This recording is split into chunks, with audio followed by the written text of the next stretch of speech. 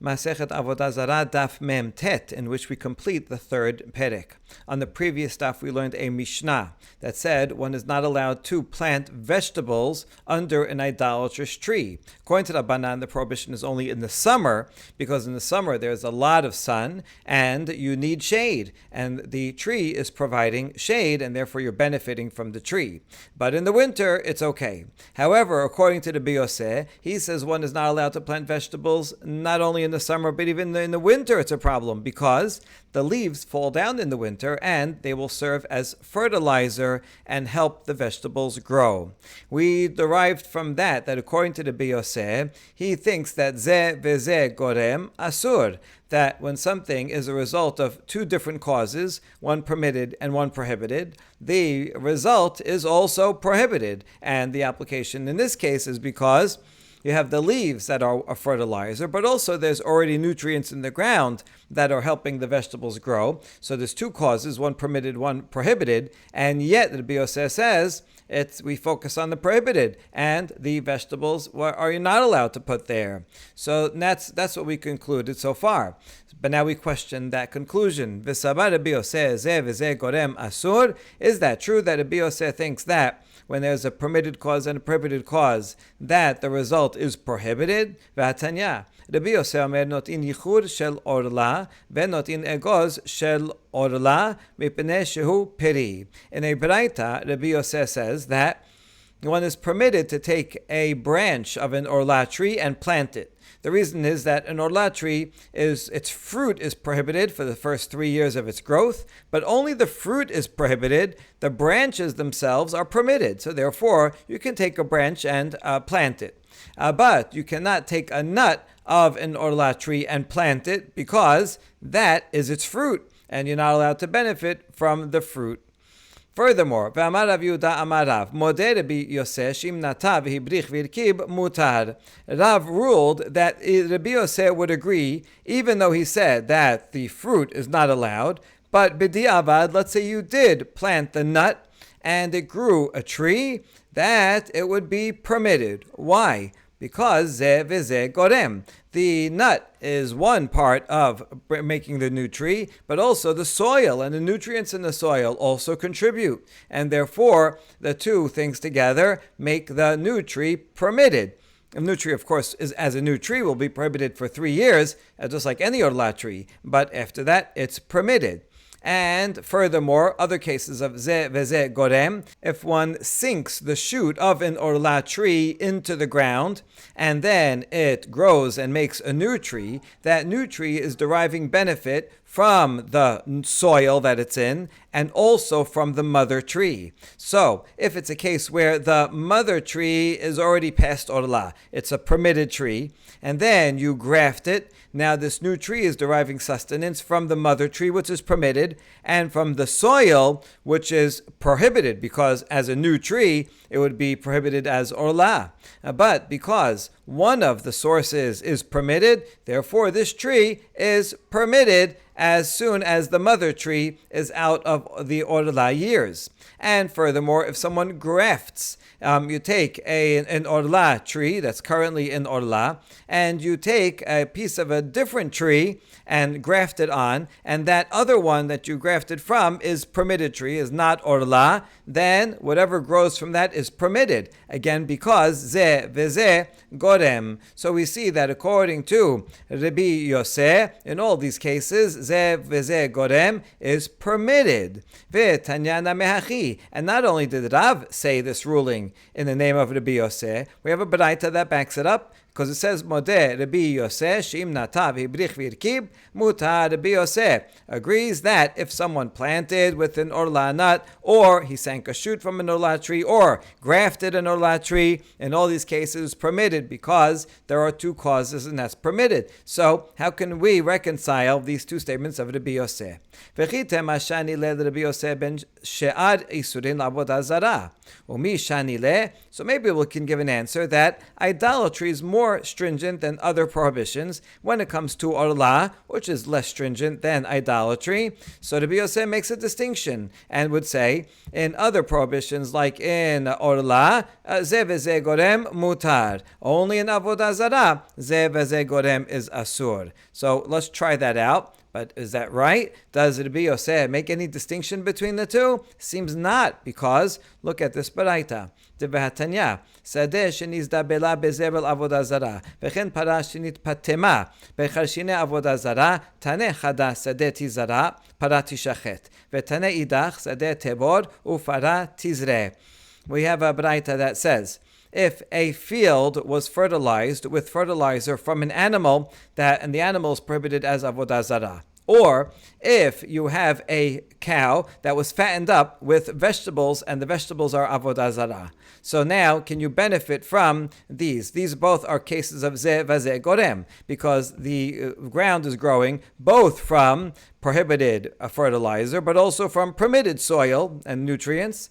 And so too, the cow is being fattened up both with idolatrous feed, but also from permitted feed and from its own fat. And so therefore, this is ze v'ze gorem. What is the ruling? Well, actually, there are two baraitot. According to one baraita, it's permitted. The field can be grown, can be seeded, and the cow can be slaughtered and eaten. But the other one says no. That land has to be left fallow, and the cow has to be made lean so that the effects of the fattening it up go away. So you have one permitted, one prohibited. So there's definitely one opinion among the Tanaim that says ze v'ze gorem is permitted in other areas, even other areas of halacha besides avodah zarah. One says prohibited in other areas of halacha. Now, who can we identify this with? My love, ha Rabbi Yosef, ha Rabbanan.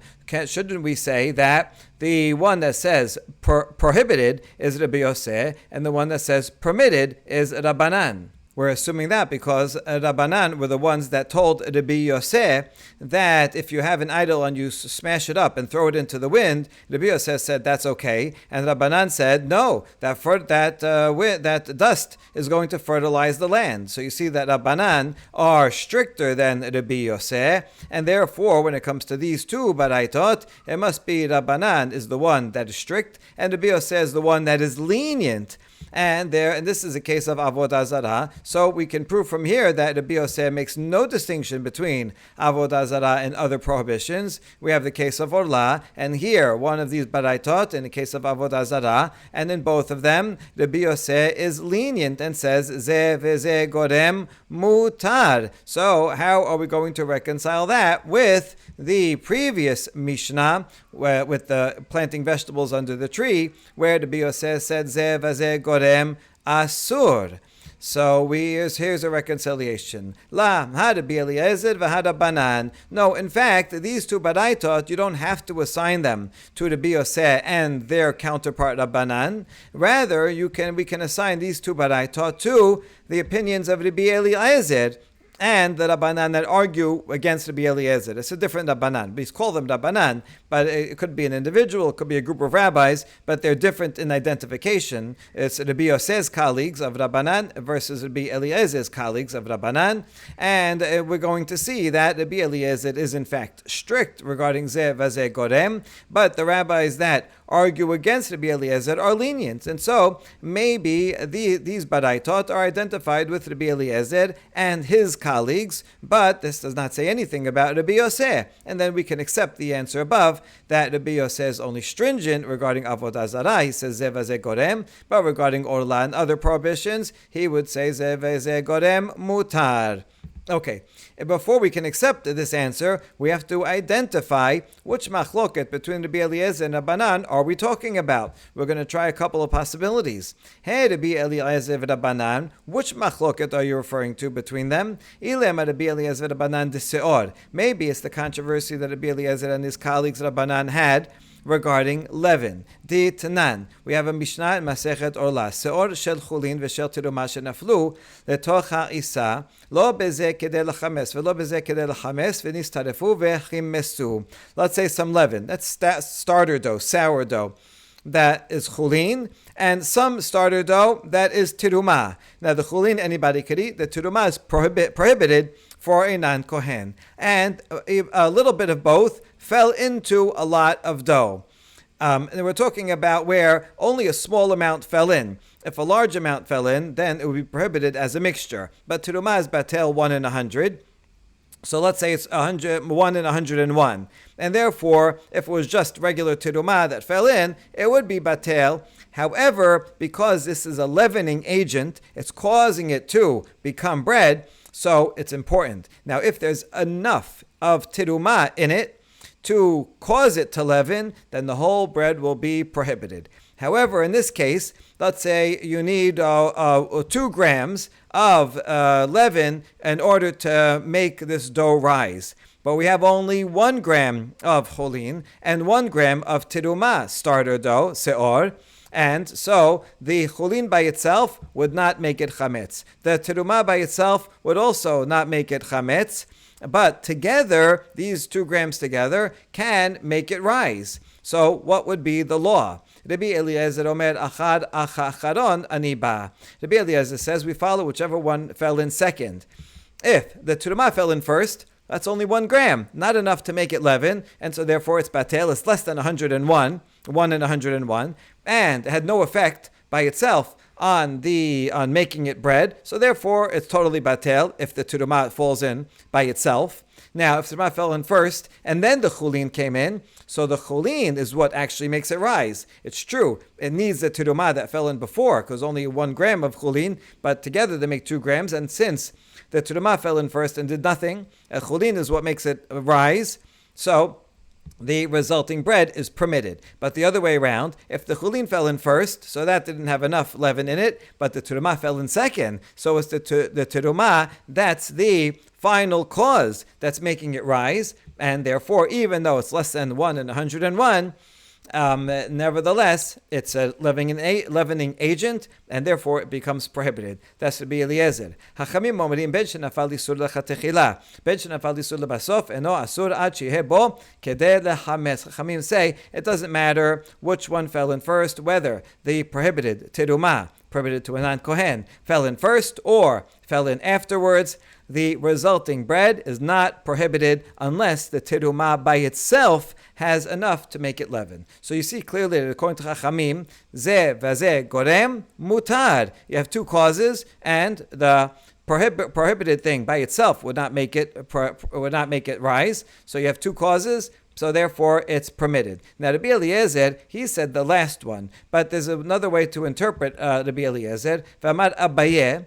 He gave a limitation on Rabbi Eliezer's ruling. Lo shanu ela shekadam v'sileket ha'isur, aval lo kadam v'sileket ha'isur asur. Abaye says when Rabbi Eliezer permits when the tiruma falls in first, that's only if the tiruma fell in and you removed the tiruma leaven, and then the chulin fell in. That's when the total is permitted. But if the tiruma seor fell in and he did not remove it, and then afterwards the chulin seor fell in, and now together they made it rise, then the resulting dough is prohibited. According to Abaye's understanding of Rabbi Eliezer, zeh vazeh gorem is asur, because in fact it doesn't matter.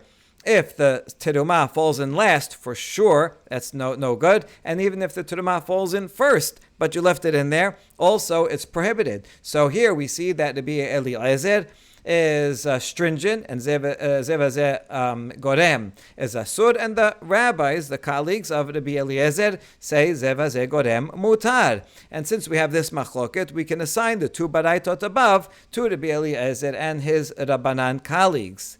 But we reject this source, this candidate for Rabbi Eliezer and his colleagues, because how do you know that you should explain Rabbi Eliezer according to Abaye? Dilma tamad Rabbi Eliezer mishum de'achar acharon aniba igamir be'isura asura igamir be'tera mutarin ben selake ben la selake. Perhaps the reasoning of Rabbi Eliezer is because we follow the last thing that happened. If the last thing is the tiruma, which is prohibited, prohibited, then the resulting bread is prohibited because that's the last straw. That's what actually caused it to rise. And if you finish off with something mutar, then the resulting thing is prohibited, and it doesn't matter whether you took it out or not. And therefore, the Rabbi Eliezer's reasoning is not ze veze gorem, because if the tiruma fell in first and you left it in there, and then the chulin fell in, that's a zev ze gorem, but he still says it's permitted. He just says you go by the second one, the last one that fell in. And therefore, since Abaye's interpretation of Rabbi Eliezer is not a necessary interpretation, in fact, this interpretation fits his words better. Therefore, that's not the candidate, that's not the case that we are referring to when we want to assign those two baraitot to Rabbi Eliezer and his colleagues. So let's try a different machloket. Ela Rabbi Eliezer Rabbanan de'aisim. Rather, it's the machloket they have regarding wood from an Asherah tree. Ditnan.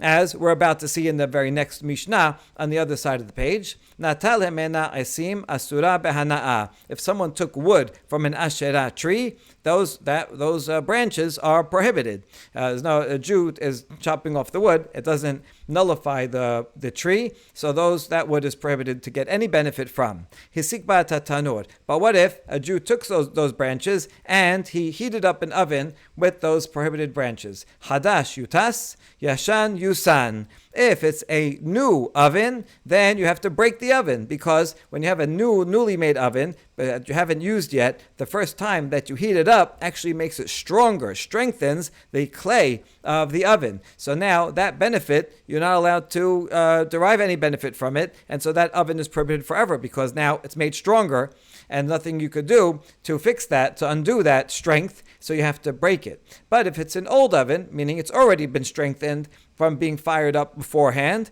and now it's heated up, so know what, just don't cook in it. Let it cool off, and now whatever benefit you had from the wood, now it's cooled off. Now it's back to its original state, so then the oven is permitted to use the next time around, and you'll heat it up with permitted wood. This is a nice Mishnah because it rhymes. Chadash yutas, yashan yusan. It shows that the Mishnah has a poetic symmetry to it, make it easier to remember. Afabo tapat asura bahana'a. If one baked bread in the oven that was fired up with fuel from Asherah branches, then that bread is prohibited to get any benefit, to eat, to sell, any benefit from that bread. If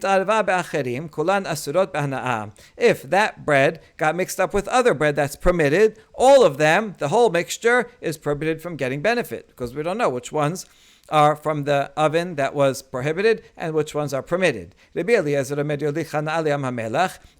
however, gives a leniency. He agrees that all the bread is prohibited, but there's a way you can get out of it. You can calculate how much was that wood worth, the benefit of that wood, right? If you had to buy those branches to heat up the oven, would you spend $20 on all that wood? Okay, so take $20 and destroy it. You can throw it into the Dead Sea, destroy it in any way you want, and that way the amount of the benefit has been destroyed, and then all the rest of the bread is permitted. Amru lo en pijon avoda zara. But the rabbis, the Rabbanan, disagreed with Rabbi Eliezer, more stringent, and they said you cannot redeem something that's prohibited as avodah zarah. If a thing is prohibited as avodah zarah, you can't just transfer the prohibition onto money and then permit the thing. And therefore they say, no, all the bread is gone, is prohibited, and you can't do anything about it. Rabbanan deflig aleh Rabbi Eliezer maninhu. So we see that Rabbi Eliezer says over here, it would be a zeh v'zeh gorem, because he had some permitted and some prohibited bread, and yet the whole thing is prohibited. Yeah, you can redeem it, but otherwise it's basically prohibited. So Rabbi Eliezer says zeh v'zeh gorem is asur. But now we need a Rabbanan that says mutar. Now the rabbis that disagree with Rabbi Eliezer, who are they? Which rabbis would disagree and say zeh v'zeh gorem mutar, so that we can assign those two braitot above to each of them? If it's the rabbis regarding the trees that we just learned, the rabbis are even more strict than Rabbi Eliezer. They say that all the bread is prohibited and there's no possibility of redemption. So it can't be them, because they say also zeh v'zeh gorem asur. We're looking for an opinion that says mutar. Ela Rabbanan de Seor. So maybe it's the rabbis regarding the Seor, a little bit of Tiruma, Seor, and a little bit of Cholin. Seor fell into a dough. Maybe it's those rabbis. The rabbi said the resulting dough is permitted. It doesn't matter which order it came in, but maybe they would only permit when it comes to the prohibition of seor, a prohibition of terumah, which is relatively lenient compared to Avoda Zara. But when it comes to Avoda Zara, would they be lenient? There's no proof from here that they would be lenient regarding Avoda Zara. And therefore, we cannot say that there is any candidate of Rabbi Eliezer and Rabbi Eliezer's Rabbanan colleagues that would fit to be the authors of those two baraitot that had to do with Avoda Zara, one lenient and one stringent. And so therefore we fall back to all that was to try to claim that Rabbi Yosef himself was lenient when it came to other prohibitions like Olah and stringent regarding Avodah Zarah. However, we can't assign those two Baraitot to Rabbi Eliezer and Rabbanan because they don't fit. Ela le'olam ha Rabbi Yosef ha Rabbanan. Rather, those two Baraitot regarding Avodah Zarah, the only candidates we can find to be their authors are Rabbi Yosef, who has to be the lenient one, and Rabbanan, who will be the stringent one. And therefore, we're back to our original problem. Rabbi Yosef, in those two Baraitot, he's the lenient one, and he says regarding Avodah Zarah, Zeh vazeh gorem mutar. But in our Mishnah, Rabbi Yosef is the one that says you can't plant vegetables underneath the tree anytime because Zeh vazeh gorem asur. So how can we explain this contradiction? The answer is Rabbi Yosef ledivrehem Rabbanan amar lehu ledidi Zeh vazeh gorem mutar. Rabbi Yosef in the Mishnah regarding the vegetables under the tree was only speaking according to the opinion of Rabbanan, and they were saying, listen, according to me, I'm lenient about Zeh vazeh gorem, so I think you can plant vegetables under the tree during the winter. It's no problem. Because although the leaves are falling down and contributing prohibition, but the nutrients from the ground are also contributing, and that's permitted, and therefore it would be permitted. So I think it's permitted. But according to you, rabbis, since in general you say that a permitted and prohibited cause that come together, the result is prohibited, then you should say that vegetables in the winter time should be prohibited. So Rabbi Yosef is challenging them. So what would Rabbanan answer to that? As we saw at the end of the previous stuff, where Rav Mari Bered Rav Kana says that you have to weigh the pros and cons. And yes, although generally, according to Rabbanan, Zeh vazeh gorem is asur, but in this case, although the leaves are contributing some fertilizer, and that's prohibited fertilizer, but the fact that it's under the tree of the Asherah tree, that shade in the winter is actually no good for it, very detrimental. And the detrimental part of being under the tree because of the shade is greater than the benefit of the fertilizer from the leaves. And therefore, they cancel each other out, and we can disregard the benefit of the fertilizer because it's outrun by the problem of being under its tree, and therefore the deficiency overrides the benefit, and that is why, according to Rabbanan, they think it's permitted to plant in the winter. Amar Rav Yehuda Amar Shmuel Halacha Rabbi Yosef. Shmuel says the law follows Rabbi Yosef to be lenient and say Zeh vazeh gorem mutar. Hahu gineta di'izdabal bezibla avodah zarah. And in fact, one time there was a garden that was fertilized with fertilizer that was from Avodah Zarah. Shelach Rav Amram kamed Rav Yosef. And Rav Amram sent a question to Rav Yosef. Amar le, hachi amar Rav Yehuda amar Shmuel halacha Rabbi Yosef. And he said, well, Shmuel said that halacha is like Rabbi Yosef, even in Avodah Zarah, zeh vazeh gorem mutar. And even though this fertilizer is prohibited from benefit, but there's also nutrients that are coming from the ground that are permitted, and therefore the resulting vegetables that grow are permitted. Next Mishnah, Natal mimena esim asurin bahana'a. We learned most of this Mishnah already. If someone takes branches from a Asherah tree, those branches are prohibited from getting benefit from. Hisik bahan et tanur. If someone uses those prohibited branches as fuel in an oven, im hadash yutas. If it's a new oven, it has to be destroyed because the new oven is strengthened the first time it is heated up. And now you're benefiting from that strengthened oven anytime you use it, so you can't use the oven ever again. V'im yashan yusan. But if the oven is old, so it's already been strengthened in previous times that it was used, in that case, you heated it up, just let it cool down, and then one got no benefit from the wood, and then you can use the oven the next time. If one baked bread in the oven using the prohibited sticks, then the bread is prohibited from getting benefit from. If that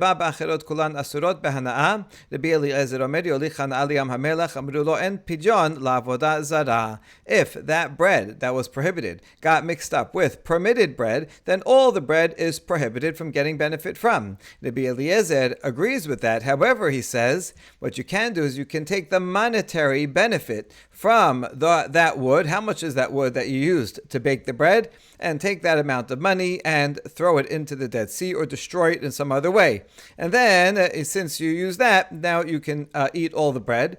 But the sages said, no, you cannot redeem something that is prohibited because of Avoda Zara. It's not like other things, like if you make something Hekdesh lebet kabayit, you can redeem and put the holiness into money and buy something else, but you cannot do that with the prohibition of Avodah Zarah. And now we have another example of the same law. Natal hemenna karkor.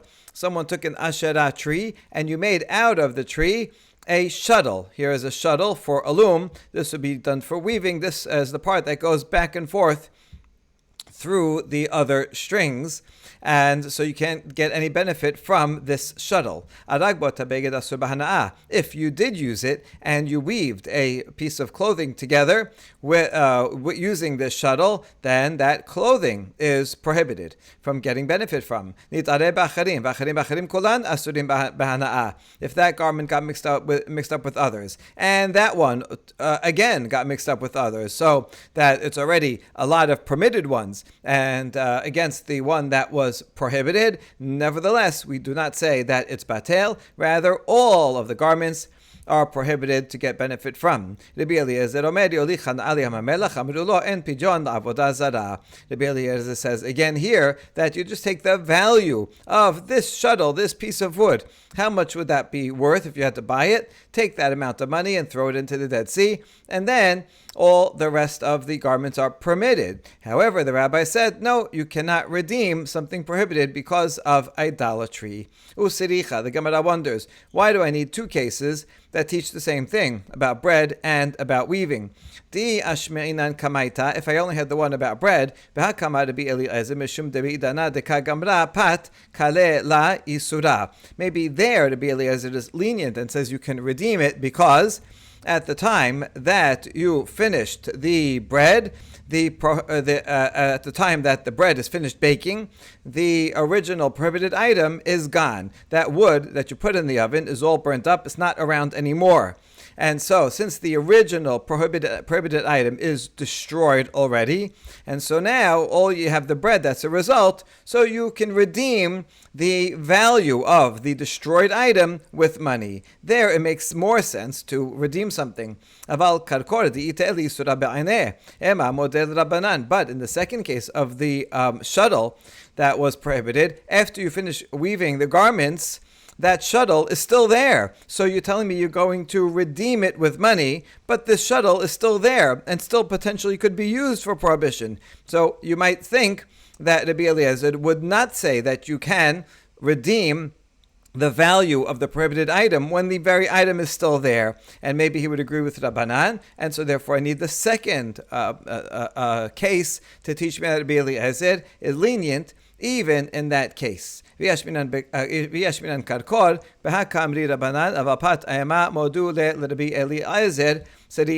only had the case of the wooden shuttle, then I would say in that case, the rabbis say one cannot redeem it because the item is still intact. But regarding bread, where the wood that you use to burn in the oven is no longer there, maybe even the rabbis would agree with Rabbi Eliezer that you can redeem it. Therefore, we need the first case to say that the rabbis prohibit redeeming even in that case.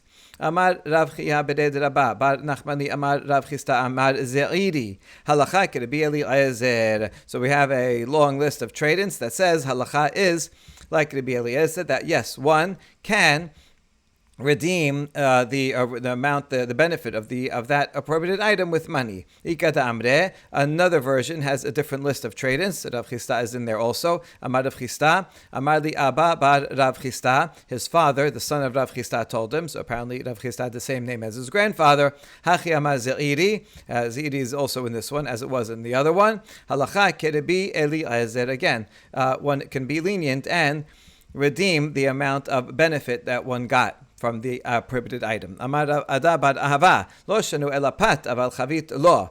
Rav Ada bar Ahava says this leniency that you can redeem something applies to bread where the original, the prohibited item that was the wood that you used to bake the bread, and this prohibited bread got mixed up with other permitted bread. So the bread is the secondary item that was created with something prohibited and got mixed up with something else. Then you can redeem it. But let's say it's an actual prohibited item itself, like wine that's in a barrel. And so I have a bunch of barrels. And some of the barrels were yayin nesech, or at least setam yanam. And that prohibited wine got mixed up with permitted wine barrels. Then I would not say that you can redeem the amount. Let's say I know how many. There are 3 barrels within, 10 barrels of prohibited wine within 10 barrels of permitted wine.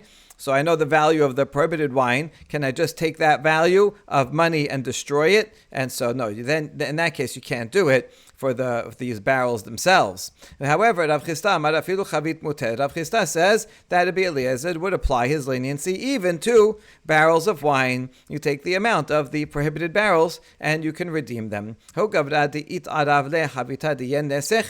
בחמרה, אתה לקמד רב חיסדא אמר שכל 4 זוזי ושתה בנהרה ונשתרה לך. And in fact, there was a case of someone who got yayin nesech barrels mixed up with his own permitted wine. And he came to Rav Chista, and Rav Chista said, let's see, how much was that prohibited wine worth? 4 zuz, take 4 zuz and throw it into the river, and then all the barrels are permitted to you. Kesad mebatela.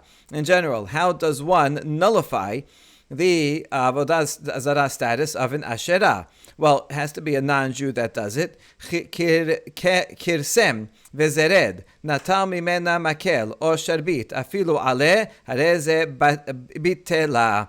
If this non-Jew trims it or prunes it or removes a stick from it or a rod or a leaf, and he takes this item because he wants to use it for himself, then this has nullified the status of the Asherah. Asherah, they would consider a holy tree, and they wouldn't remove not even any part of it to get there for their own benefit. So if he's doing that, it shows he's not treating it like an idol anymore. Shipah lesorcha asura, shelod lesorcha muteret. If he shaves it down, it depends. If it's for the tree's own sake, he's benefiting the tree by doing that, then the tree remains prohibited. But if he does it not for the tree's sake, but for his own sake, because he wants to benefit from the shavings, then the entire tree becomes permitted, again, because he's taking something off of it, not for the benefit of the tree, but for his own benefit. Now, in this last case, if one does shave the tree for the benefit of the tree, though the tree remains prohibited. But what about those shavings? What's the law? Peligi bar Rav Huna v'Rabbi Chia bar Rav. Chad amar asurin v'chad amar mutarin. So these Amoraim, Rav Huna and Rabbi Chia bar Rav, one of them says prohibited, and one of them says the shavings are permitted. Tanya keman de amar mutarin. There's a braita that backs up the one that says the shavings are permitted. The Tanya, goy sheshipa avoda zara, lesorko hi ushafeha mutarin, lesorka hi asura ushfaeha mutarin. Braita teaches that if a non-Jew shaves off some pieces from an avodah zarah, if he does it for his own benefit, then the entire tree and the shavings are permitted. If he does it for the benefit of the tree, then the tree remains prohibited, but the shavings themselves are permitted. He's taking them off. He's not thinking that he's going to bow down to the shavings, so the shavings are nullified. וישראל ששיפה עבודה זרה בין לסורקו היא ושפעיה אסורין. However, if a Jew shaves down an idolatrous tree, then it doesn't matter whether it's for his own sake or whether it's for the sake of the tree. The tree and the shavings are prohibited because a Jew does not have the ability to nullify an Avoda Zara tree. The non-Jew has to come and do it. Itemar. Avoda Zara shenishtabera. Rav amar sarich lebatel kol kisam v'kisam. If you have an idol that broke, Rav says a non-Jew will have to come and nullify every piece of it, every sliver and sliver. But according to Rav, people will worship even the pieces of the idol. Shmuel, however, says that an idol only becomes nullified if it breaks off in the course of natural growth, like leaves of a tree that fall off naturally. That's how it becomes batel. Now we ask about Shemuel. Adraba, derech gedilata mi mebatela. If that's the way of natural growth, then it shouldn't become nullified. The idea is that when it's natural growth, the idolater will say, "Oh, it just broke off of natural growth." It doesn't show a weakness in the power of the idol. Only if it breaks not in a natural way, then the idolater will say, "Look, it couldn't protect itself. Why it won't protect me?" And so it does actually makes the opposite. Rather, what Shemuel meant, actually said, is that a statue of idolatry does not become nullified, does not need to be nullified, unless it breaks in the way that it usually grows. If it breaks in an unnatural way, it just falls off a table by accident or something like that, slips down, then it does not need to be nullified, because the idolater will say, "Look at this idol. It couldn't keep itself on the table, right? Something shook and it fell on the floor. That's not an idol, and so that is already nullified just by breaking on its own." But if it's in the course of natural growth that something like a tree leaves fall off, then the idolater will say, "Well, that's the natural process." In that case, leaves, anything needs to be nullified specifically. Lema b'hakami palge. Demor sabar obdin lishbarin. Demor sabar en obdin lishbarin. So what's the essence of the machloket between Rav and Shemuel? Rav said that you do need to nullify pieces of something that broke even on its own. Perhaps they're arguing on the following premise, that Rav would say that idolaters worship pieces of an idol, whereas Shemuel thinks that they do not worship pieces of an idol. No, not necessarily. It could be that everybody would agree that idolaters do worship fragments of an idol. And they're arguing here only about fragments of fragments. Let's say you have a whole idol that's in the shape of a person or something, and a fragment would be a limb, like a whole arm. That maybe they would still worship. But if the arm itself breaks into pieces, that's what they're arguing about. Rav would say that it's still prohibited, that the idolaters worship even pieces of pieces. And where Shemuel says that pieces of pieces already they're not going to worship. Or another way to interpret their machloket, they all agree that pieces of pieces are permitted. Even Rav would agree.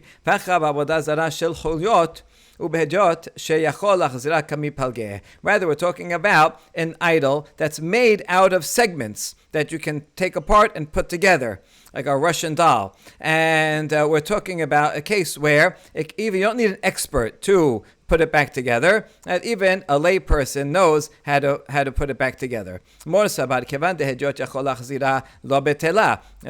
who's stringent, says, since even a lay person knows how to put it back together, so the fact that it fell into pieces, that's not significant because it's easy to put back together, and therefore he's going to still consider the pieces as idolatry because he knows that he can put it back together and then worship it again. Umor savar en avoda zara betela ela derech gedilata tehainu orche ha lav gedilata hi en siricha libatel. Whereas Shemuel says that an idol only needs to be specifically nullified if it breaks in the normal manner of growth, like a leaf falling off a tree, because there, since it's part of the natural expected life cycle of the tree, of the item, then the idolater was still going to worship the tree and the leaves, and so you have to not specifically nullify all the parts. But if it breaks, if it falls, even if it's made out of segments that could be put back together easily, according to Shemuel, it is considered nullified. This idol, if it had any power, should have been able to protect itself from breaking in the first place. And so, if it breaks not as part of normal natural growth, then it's already nullified and does not need to be nullified further. Hadran alach kol haselamim.